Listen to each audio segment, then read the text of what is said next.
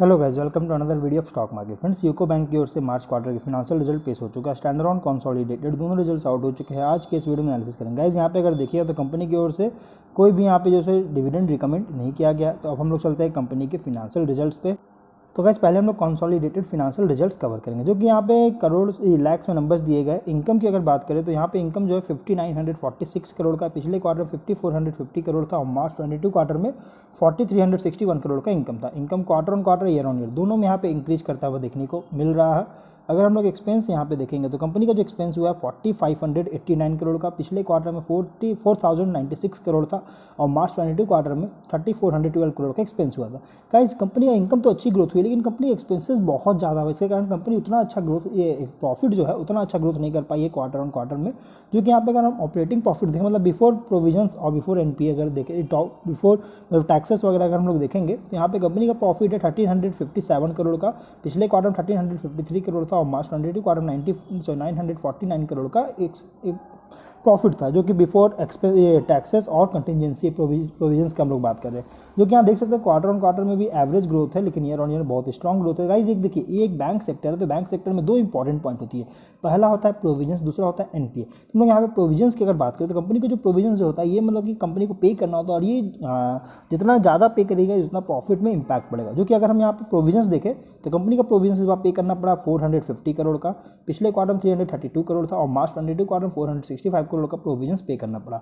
जिसके बाद कंपनी के प्रॉफिट में इस बार देखिएगा तो प्रोविजंस बहुत ज़्यादा पे करना पड़ा है क्वार्टर ऑन क्वार्टर में। जिसके बाद कंपनी का प्रॉफिट्स में गिरावट आई है, जो कि इस बार का अगर प्रॉफिट देखें, जो कि net profit loss for the period है 581 करोड़ का, पिछले क्वार्टर में 652 करोड़ था और मार्च 22 क्वार्टर में 312 करोड़ का प्रॉफिट था। प्रॉफिट क्वार्टर ऑन क्वार्टर में बहुत ज़्यादा गिरावट आई, क्योंकि कंपनी को प्रोविजंस ज़्यादा पे करना पड़ा।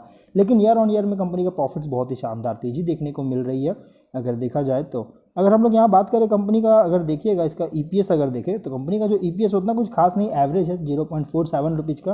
क्वार्टर ऑन क्वार्टर में फॉल है, लेकिन ईयर ऑन ईयर में इंक्रीज तो है, लेकिन फिर भी उतना अच्छा जैसे उसका ईपीएस देखने को नहीं मिला। अब हम लोग इससे एनपीए देखेंगे, जो कि ग्रॉस एनपीए का हम लोग परसेंटेज बात करेंगे, क्योंकि बहुत ही ज़्यादा एनपीए कंपनी पे है। अगर देखिएगा तो 4.78% का भी देखने को मिल रहा है रिसेंटली यहाँ पे, जो कि एनपीए लगातार डाउन किए quarter on quarter, year on year. क्योंकि पिछले फिनेंशियल 22 का अगर मार्च क्वार्टर में देखेंगे तो यहाँ पे 7.89% का एनपीए था, जो कि अब बहुत ज़्यादा जो है सो रिकवर किया है। एनपीए बहुत ज़्यादा जो है सो डिक्रीज करती हुई नजर आ रही है।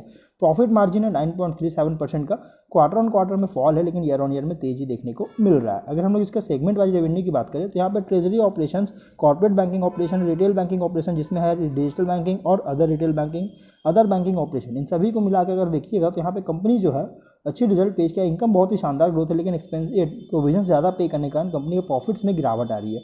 अगर हम लोग इसके स्टैंडर्ड ऑन रिजल्ट्स को कवर करें, नंबर लैक्स में दिए गए। इनकम में 5964 करोड़ का, पिछले क्वार्टर में 5450 करोड़ था, मार्च 22 क्वार्टर में 4361 करोड़ का इनकम था। Income quarter on quarter, year on year दोनों में इंक्रीज करता हुआ नजर आया है। एक्सपेंसेस है 4589 करोड़ का, पिछले क्वार्टर में 4096 करोड़ था, मार्च 22 क्वार्टर में 3412 करोड़ का एक्सपेंस हुआ था। यहाँ पे एक्सपेंसेस क्वार्टर ऑन क्वार्टर में बहुत ज़्यादा है। इसके बाद कंपनी का प्रॉफिट उतना अच्छा ग्रोथ नहीं कर पाई, जो कि ऑपरेटिंग प्रॉफिट है 1357 करोड़ का, जो कि क्वार्टर ऑन क्वार्टर में एवरेज ग्रोथ है, लेकिन ईयर ऑन ईयर में तेजी देखने को मिल रहा है। अगर हम इसके नेट प्रॉफिट की बात करें तो नेट प्रॉफिट में भी अगर देखिएगा तो गिरावट देखने को मिला है, जो कि इस बार का नेट प्रॉफिट है 581 करोड़ का, पिछले क्वार्टर में 652 करोड़ था, मार्च 22 क्वार्टर में 312 करोड़ का प्रॉफिट था।